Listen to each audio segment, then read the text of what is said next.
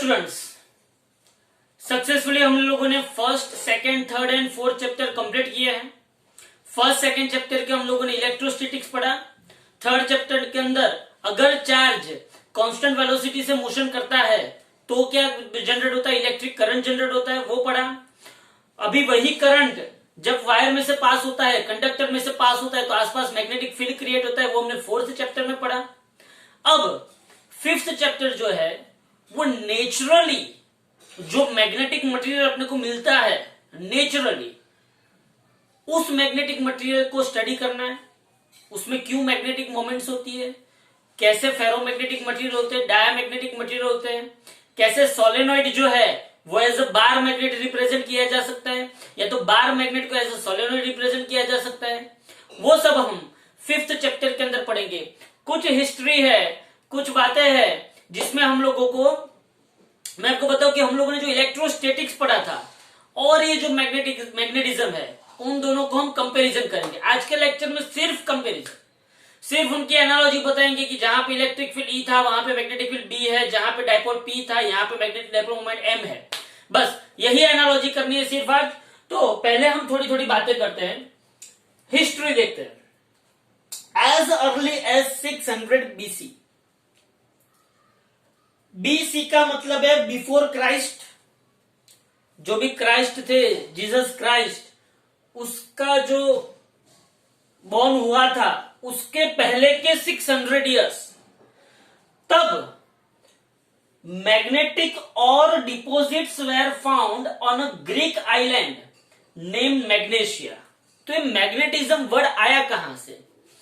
तो कोई Greek island था, उस ग्रीक आइलैंड पे कोई ऐसे और इन लोगों को मिले। पर कहानी कुछ ऐसी है कि कुछ वो जो घेटे चराने जाते हैं ना, वो चराने जाते थे तो उसकी जो डंडा था, वो डंडे के नीचे वो आयन का छोटा सा टुकड़ा था और वो ऐसे ऐसे ठप करके जाते थे तो अचानक चौंट गया। वो जो अचानक वहां पे स्टिक हो गया, वो जो स्टिक हुआ तो तब उन लोगों को पता चलेगा, रे ये यहाँ पे स्टिक कैसे हुआ, इसका मतलब कुछ होना चाहिए। वो लोग साइंटिस्ट थे, ऐसा हमको मानना चाहिए। तो उन लोगों ने ऑब्जर्व किया कि अच्छा ये यहाँ पे स्टिक हो जाता है, ये कहानी है। हाँ, तो उन लोगों ने फिर वहां पे कुछ बातें हुई, कुछ रिसर्च हुआ, मतलब उन लोगों ने नहीं किया, किसी और ने किया होगा रिसर्च, और तब जाके उन लोगों को पता चला कि कुछ ऐसे मटेरियल्स है जो मटेरियल आयन को अट्रैक्ट करते हैं। हाँ, और वो मैग्नेशिया नाम का जो आइलैंड था, मतलब जो मैग्नेशिया नाम का जो आइलैंड था, उस आइलैंड पे ये और मिल रहे थे, इसलिए उन लोगों ने उसका नाम क्या बता दिया, मैग्नेटिज्म। अच्छा चलो, वो बस अब बात जाने तो, अपने को हिस्ट्री में कुछ इंटरेस्ट नहीं है। अपने को सिर्फ इतना पता होना चाहिए कि as early as 600 BC magnetic ore deposit were found on a Greek island name Magnesia. The directional, अच्छा ये मैग्नेटिक मटेरियल मिल गया बाद में 400 बीसी, मतलब कि बिफोर क्राइस्ट 400 साल पहले, मतलब कि ये 600 साल पहले की बात है। बिफोर क्राइस्ट 600 साल पहले की बात है। और उसके बाद 200 साल के बाद, कितने साल के बाद, 200 इयर्स ऐसे ही निकल गए। 200 इयर्स, 200 इयर्स के रिसर्च या तो कुछ भी हुआ होगा। उसके बाद चाइना वालों ने ये जो मैग्नेटिक मटेरियल है उसकी डायरेक्शनल प्रॉपर्टी को ऑब्जर्व किया। डायरेक्शनल प्रॉपर्टी मतलब क्या है कि जो मैग्नेटिक नीडल होती है उसका नॉर्थ पोल अर्थ के नॉर्थ पोल के सामने लटक जाता है और इसका साउथ पोल अर्थ के साउथ पोल के सामने लटक जाता है। ऐसे ही ऐसे घूम रहा है। जैसे ही नॉर्थ पोल मिला ऐसे चिपक गया, साउथ पोल मिला ऐसे चिपक गया। तो ये जो डायरेक्शनल प्रॉपर्टी है, जैसे आप लोगों का भी कहीं कहीं जगह चिपक जाता है फेस, वो अलग बात है। लेकिन ये जो डायरेक्शनल प्रॉपर्टी है, ये डायरेक्शनल प्रॉपर्टी को किसने ऑब्जर्व किया? 200 साल के बाद चाइना वालों ने। और चाइना वालों ने उसको ऑब्जर्व करके the directional property of magnet was used by Chinese as early as 400 BC for navigation. कि भाई मुझे पता चलेगा कि मैग्नेटिक नीडल ऐसे जाके यहां पे ऐसे फिक्स हुई, तो मतलब कि ये अगर उसका नॉर्थ पोल है तो सामने जियोग्राफी कौन सा होना चाहिए, नॉर्थ पोल होना चाहिए। ये जो डिरेक्शनल प्रॉपर्टी उन लोगों ने यूज की वो किसके अंदर यूज की उन लोगों ने, navigation and on ships and caravans. Okay, तो यहाँ पे उन लोगों ने, आप लोगों को पता होगा शिप के, मतलब आप लोगों ने शायद वो जैक स्पैरो का मूवी देखा होगा, हाँ, पायरेट्स ऑफ कैरेबियन देखा होगा, उसके अंदर ऐसा कुछ मैग्नेटिक कंपास होता है। बस तो वो सब बातें वहां पे चलती आ रही थी। तो ये हिस्ट्री है। मुझे इंटरेस्ट क्या है एज अ फिजिक्स स्टूडेंट, मुझे इंटरेस्ट क्या है कि ये जो मैग्नेटिज्म, जो आपको एलिमेंट मिला, जो आपको मटेरियल मिला, उस मटेरियल का क्या अंदर ऐसा क्या होगा कि जो एज अ मैग्नेट रिप्रेजेंट कर रहा है। तो उसको समझने के लिए पहले हम उसमें भी अभी नहीं जा रहे, पहले तो मैं क्या करता हूं, analogy between electrostatics and magnetism समझाता हूं। सिंपल बात है, मैं सिंपल यही समझाऊंगा कि इलेक्ट्रोस्टैटिक्स क्या है और मैग्नेटिज्म क्या है। ये इक्वेशन कर लो तो आप लोगों को न्यूमेरिकल सॉल्व करने में सबसे इजी रहेगा। हाँ, न्यूमेरिकल सॉल्व करने में सबसे इजी, कोई टेंशन लेने का नहीं है। चलो मुझे ये बताओ कि उसके पहले, चलो उसके पहले थोड़ी सी और बात कर लेता हूं कि मैग्नेटिक, मतलब कि बार मैग्नेट नाम का कुछ प्राणी आपने सुना होगा। कौन सा मैग्नेट, उसको भी आज साथ में ले ही लेते हैं। Bar magnet. बार मैग्नेट मतलब क्या था, तो बार मैग्नेट में उन लोगों ने शायद कुछ ऐसा बोला था कि एक बार शेप का मैग्नेट है जिसका नॉर्थ पोल है, जिसका कौन सा पोल है, साउथ पोल है। और अगर आप, शायद आपको पता होगा वो आयरन फिलिंग्स का स्प्रिंगलिंग किया था उन लोगों ने, हाँ, आयरन फिलिंग्स का स्प्रिंगलिंग, और आप लोगों को यहाँ पे ऐसे ऐसे ऐसे ऐसे ऐसे ऐसे ऐसे ऐसे ऐसे कुछ फील्ड लाइंस मिली थी, मतलब कि ऐसा आपको कुछ शेप मिला था। आपने बचपन में ये प्रैक्टिकल किया हुआ है ये प्रैक्टिकल, हाँ। तो मैग्नेटिक फील्ड जो है वो नॉर्थ टू साउथ जा रही थी। मैग्नेटिक फील्ड कहां पर जा रही थी, नॉर्थ टू साउथ जा रही थी। ओके, तो ये जो बार मैग्नेट है, बार मैग्नेट के पास क्या होता है, एक नॉर्थ पोल होता है और एक कौन सा पोल होता है, साउथ पोल होता है। हाँ, north pole and south pole. याद रखना, मैग्नेटिक मोनोपोल एग्जिस्ट करते नहीं है। जैसे हमारे इलेक्ट्रिक चार्ज होते हैं, पॉजिटिव कभी भी कहीं भी मिल जाएगा, नेगेटिव कभी भी कहीं भी अकेला मिल जाएगा, वैसे मैग्नेटिक मोनोपोल, मतलब अब ऐसे खाने पे बुलाओ नॉर्थ को, तो नॉर्थ खाने पे अकेला नहीं आएगा, वो साउथ को साथ लेके ही आएगा, मतलब नॉर्थ एंड साउथ साथ में आएंगे। हाँ, वो इलेक्ट्रिक चार्ज जैसे नहीं है कि पॉजिटिव आ गया, हाँ, चापट के चला गया, नेगेटिव आए ना आए उसको कोई लेने देना नहीं है, ऐसा नहीं है। यहाँ पे नॉर्थ एंड साउथ दोनों साथ में ही रहेंगे, मतलब कि magnetic monopole does not exist. ये एक बात होती है। दूसरी बात, ये जो बार मैग्नेट है, ये बार मैग्नेट का एक नॉर्थ पोल होता है, एक साउथ पोल होता है, और उसको अगर मैं फ्रीली उसको हॉरिजॉन्टल एक्सिस पे रोटेट करने के लिए छोड़ दूं, तो वो geographic north pole and geographic south pole, earth का जियोग्राफिक नॉर्थ पोल होता है ना, अर्थ का जियोग्राफिक नॉर्थ पोल होता है कि नहीं होता है, तो अर्थ का geographic north pole and geographic south pole के साथ वो क्या करेगा, डायरेक्शनली अट्रैक्ट होगा। ओके, तो सिंपल सी बात है। अच्छा, बाहर मैग्नेट के अंदर आपको एक बात खास याद रखनी है कि मैग्नेटिक फील्ड लाइंस नॉर्थ में से निकलती है, साउथ में घुसती है, और वापस किसको मिलती है, नॉर्थ को मिलती है। मतलब कि आउटसाइड द मैग्नेट, ये मोस्ट एमपी एमसीक्यू के अंदर क्वेश्चन है। Outside the magnet direction of magnetic field lines, outside the magnet direction of magnetic field lines north to south होती है, और inside the magnet direction of magnetic field lines कहां से कहां होती है, साउथ टू नॉर्थ होती है। बराबर है, तो इतना आपको पता चला, outside north to south, inside south to north. Bar magnet के अंदर मैग्नेटिक फील्ड लाइंस कहां से कहां होती है, साउथ टू नॉर्थ, और आउटसाइड कहां पे होती है, नॉर्थ टू साउथ। तो ये आपको पता चल गया। तो नॉर्मल बार मैग्नेट में मैग्नेटिक फील्ड का डिस्कशन हमने किया। उसके बाद हम बार मैग्नेट को ही आगे एक्सटेंड करेंगे। फिर बार मैग्नेट जो है उसके अंदर जो नॉर्थ पोल है उसको एक अकेला मोनोपोल बोलते हैं, साउथ पोल को उसको अकेला मोनोपोल बोलते हैं, और दोनों को साथ में क्या बोलते हैं, डाइपोल बोलते हैं। ओके, तो ये बार मैग्नेट है। अब आपको ऐसा पूछा जाए कि मैग्नेटिक फील्ड लाइंस, जैसे हम लोगों के पास इलेक्ट्रिक फील्ड लाइन के बारे में बात होती थी, किसके बारे में बात होती थी, इलेक्ट्रिक फील्ड लाइंस, वैसे मैग्नेटिक फील्ड लाइंस की कैरेक्टरिस्टिक आपको क्या समझ आती है, ध्यान से देखना। Characteristics of magnetic field lines.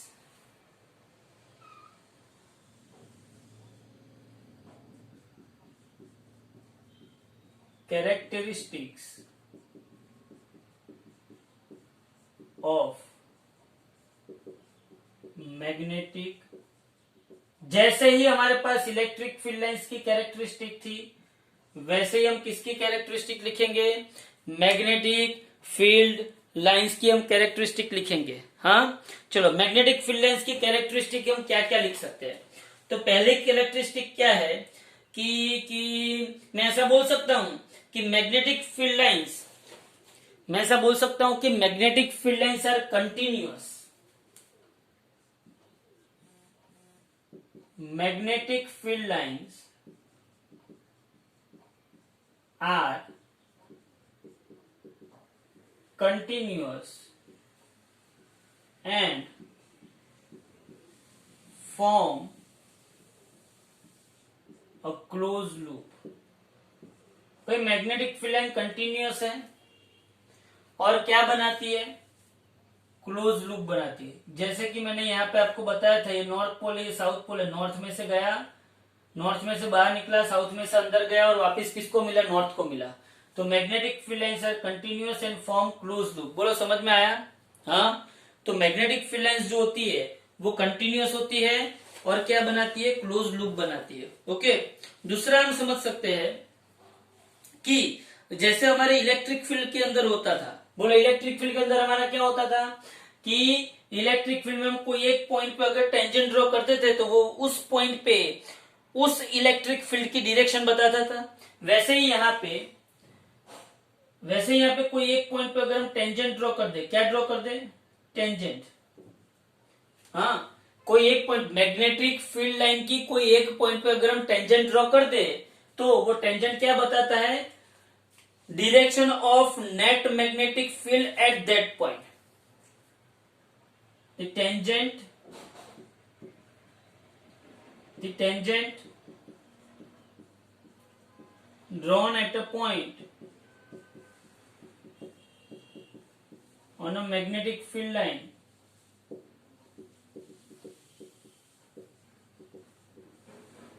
representing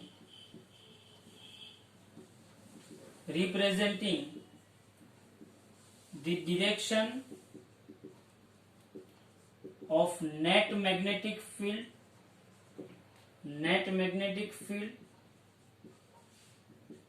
at that point। उस पॉइंट पे डायरेक्शन कौन बताएगा, टेंजेंट। कौन बताएगा उस पॉइंट पे डायरेक्शन, टेंजेंट। ओके, अब मैं आपको ऐसा बताता हूं कि मैग्नेटिक फील्ड लाइंस जो है, अगर ये टेंजेंट उसकी डायरेक्शन बताता है तो मैं ऐसा बता सकता हूं कि मैग्नेटिक फील्ड लाइंस, जैसे इलेक्ट्रिक फील्ड लाइंस एक दूसरे को इंटरसेक्ट करती थी, नहीं करती थी, वैसे magnetic field lines never intersect each other.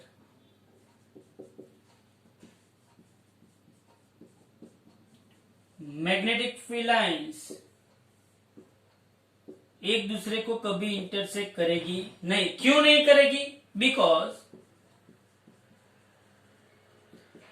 If they intersect then at that point we have two tangent। उस पॉइंट पे हमको कितने टेंजेंट मिलेंगे, दो टेंजेंट मिलेंगे। उस पॉइंट पे हमको दो टेंजेंट मिलेंगे, तो एक ही पॉइंट पे दो डायरेक्शन पॉसिबल नहीं है। ओके, दो tangent, we have two tangent which is not possible, which is not possible. That's why magnetic field lines never intersect each other. Okay, तो पहली property magnetic field lines are continuous and form a close loop. दूसरी सी electric field lines close loop बनाती नहीं थी. Electric field lines plus में से निकली माइनस में चली गई, बस खत्म. फिर माइनस में से वापिस ऐसे घूम के वापिस प्लस में नहीं आती थी.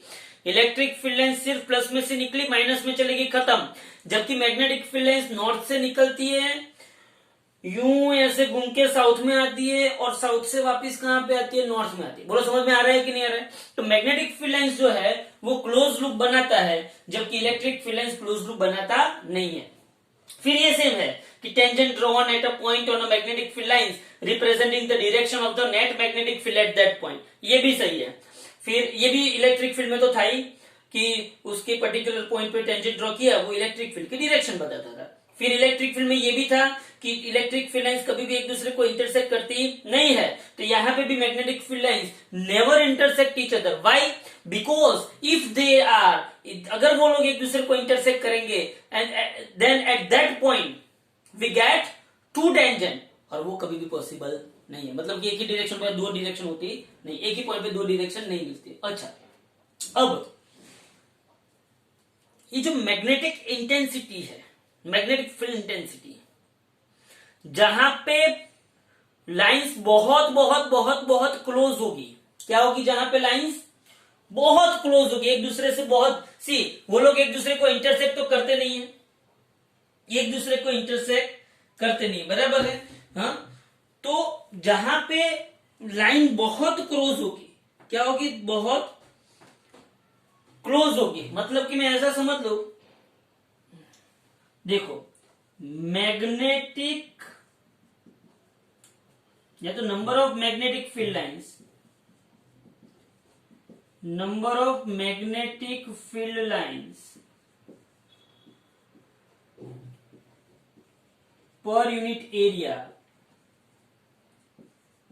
defines the magnitude of magnetic field. Magnetic field, जहां पे वो लोग एकदम close close close close close close, इतने एरिया के अंदर इतनी मैग्नेटिक फील्ड है, और उतने एरिया के अंदर अगर सिर्फ ऐसे होगी तो बोलो इसका मैग्नेटिक फील्ड ज्यादा होगा और इसका मैग्नेटिक फील्ड क्या होगा? कम होगा.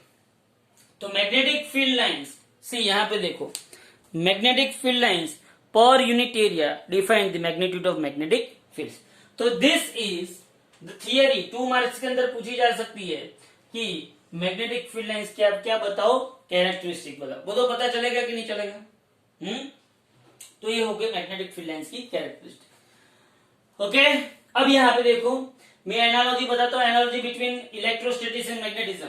चलो ध्यान से देखो फटाफट. इलेक्ट्रोस्टैटिक्स एंड मैग्नेटिज्म के बीच की एनालॉजी देखो फटाफट. बोलो इलेक्ट्रिक फील्ड इंटेंसिटी, मतलब कि इलेक्ट्रिक फील्ड को हम किससे रिप्रेजेंट करते थे? ई से. जबकि मैग्नेटिक फील्ड इंटेंसिटी को हम किससे रिप्रेजेंट करते हैं? बी से. इलेक्ट्रिक फील्ड इंटेंसिटी को ई से, मैग्नेटिक फील्ड इंटेंसिटी को बी से. इलेक्ट्रिक डाइपोल मोमेंट, बोलो electric dipole moment small P, याद रखना स्मॉल पी क्या था? डिस्टेंस बिटवीन टू चार्ज, मतलब separation between two charge 2a, और मैग्नीट्यूड ऑफ चार्ज था कि नहीं था? हाँ. जबकि magnetic dipole moment small m से रिप्रेजेंट किया जाता है. किससे रिप्रेजेंट किया जाता है? Small m. Distance between two poles, distance between two, ये दोनों पोल के बीच का डिस्टेंस, इसको हम 2l बोलते हैं. क्या बोलते हैं इसको? 2l. तो डिस्टेंस बिटवीन टू पोल्स. और ये जो कैपिटल P है, जैसे हमारे पास इलेक्ट्रिक फील्ड के अंदर इलेक्ट्रिक चार्ज है, क्या है? Electric charge. वैसे हमारे पास मैग्नेटिज्म के अंदर मैग्नेटिक पोल है. क्या है? मतलब कि या तो उसको पोल स्ट्रेंथ बोलते हैं, कैपिटल P को क्या बोलते हैं? Pole strength. मतलब कि ये जो नॉर्थ एंड साउथ पोल है ना, क्या है ये? North and south pole. चलो ये पता चल गया तो मैं इसको मिटा देता हूं. ये देख लो एक बार, characteristics of magnetic field lines, जैसे इलेक्ट्रिक फील्ड लाइन की कैरेक्टरिस्टिक थी वही ऐसी है. देख लो एक बार. ओके, अब यहां पे देखो,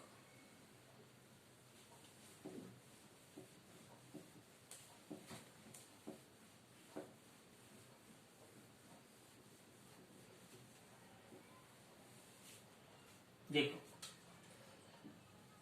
पहली बात तो जो इलेक्ट्रिक फील्ड है वो positive charge to negative charge होती थी ना। इलेक्ट्रिक फील्ड की डायरेक्शन कहां से कहां होती थी? Positive to negative.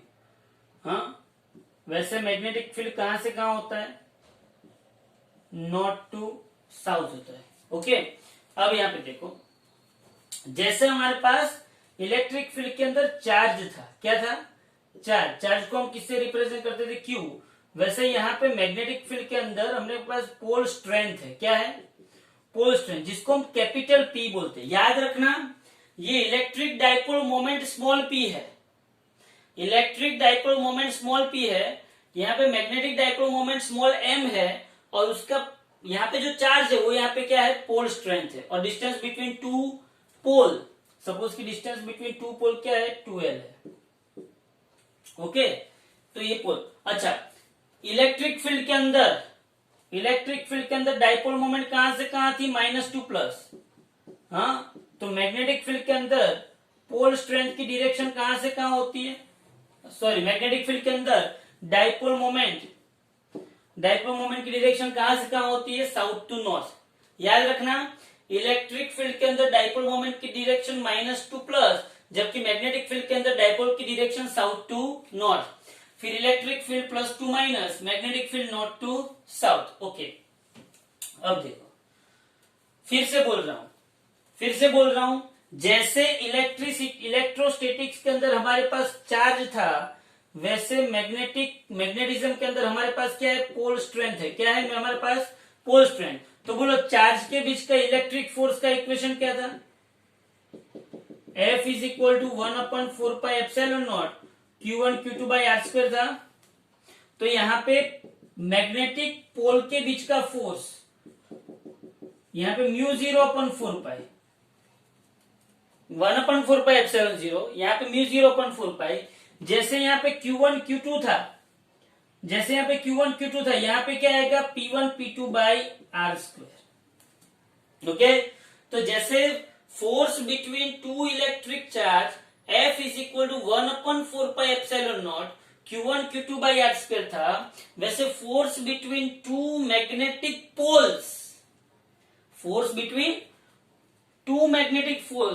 पोल्स क्या होता है? F is equal to μ0/4π P1 P2 by r square. Okay, अब देखो, जैसे मैं इलेक्ट्रिक फील्ड E के अंदर किसी चार्ज Q को रखता था, तो उसके ऊपर इलेक्ट्रिक फोर्स क्या लगता था? Fe is equal to Q into E। लगता था कि नहीं लगता था? याद करो, हमने इसके बहुत ही इक्वेशन यूज किए हैं कि electric force on charge particle Q F is equal to Q into E। वैसे force on a magnetic pole, देखो, जैसे यहां पे चार्ज है, वैसे क्या है? Pole strength. तो उसके ऊपर फोर्स कितना लगेगा? मैग्नेटिक पोल, मतलब कि एक मोनोपोल के ऊपर फोर्स कितना लगेगा? F is equal to PP। ओके, मैग्नेटिक पोल P। अब यहां पे देखो, याद करो, डाइपोल की एक्सिस पे इलेक्ट्रिक फील्ड का इक्वेशन क्या था? याद करो। हाँ, electric field on an axis of dipole, याद करो, E is equal to 1/4πε0 2p by r cube था, where R is very very greater than X।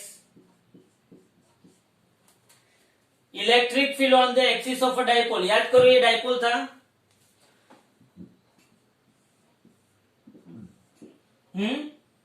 फिर उसकी एक्सिस पे हमने इलेक्ट्रिक फील्ड ढूंढा था,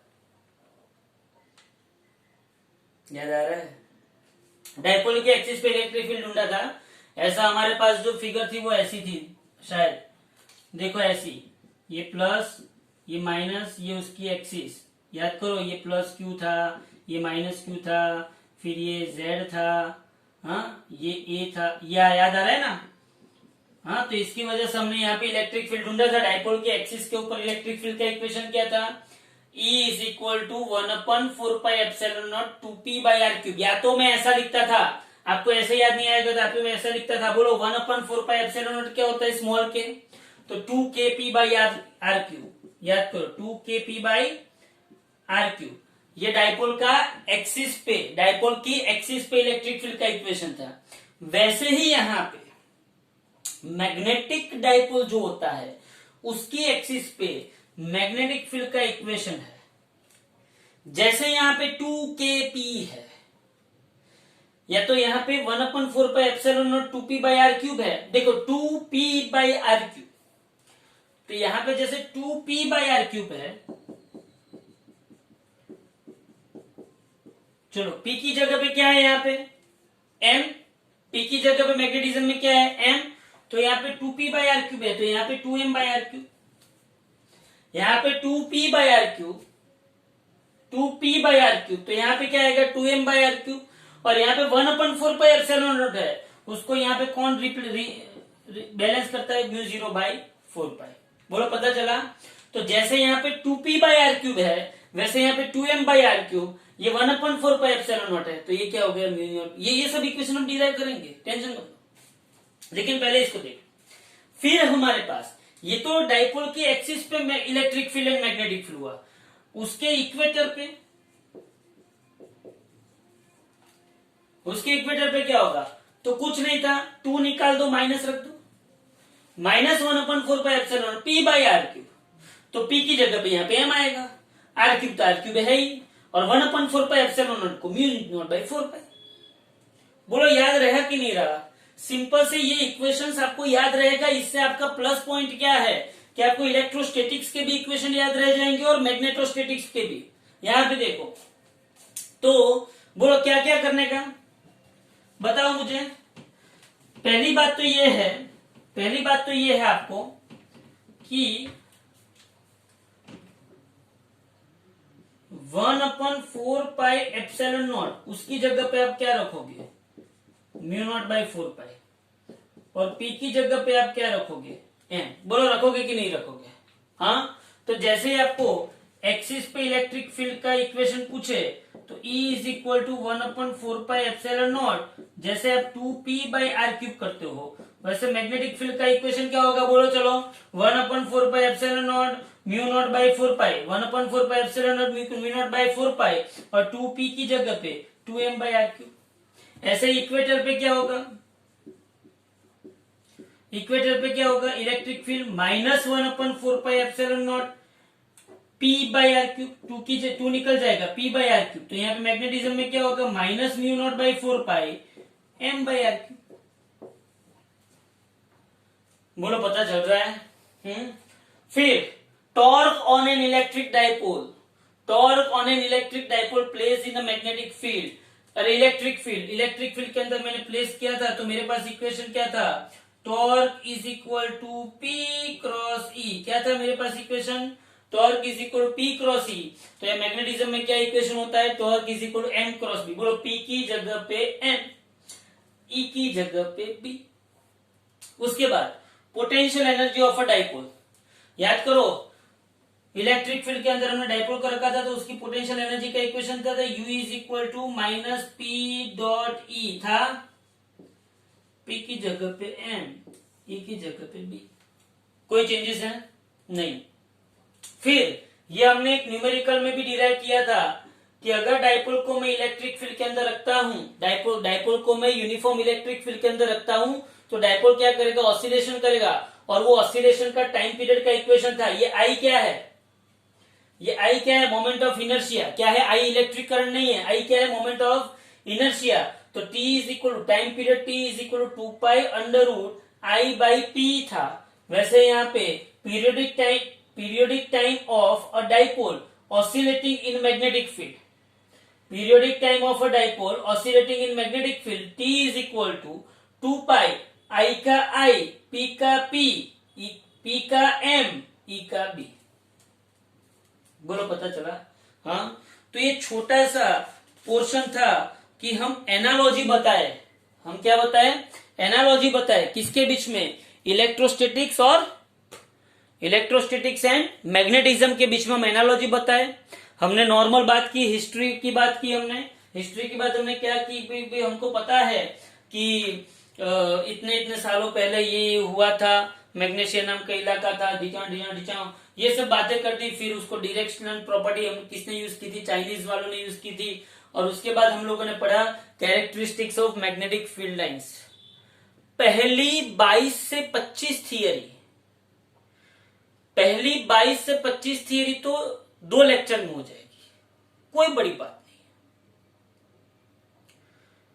लेकिन ये चैप्टर को साथ में करना 100%, ये जितना करवा रहा हूं उतना लिखना, याद रखना, तो ही ये चैप्टर आपको साथ में आ जाएगा। ओके, बहुत इजी चैप्टर है।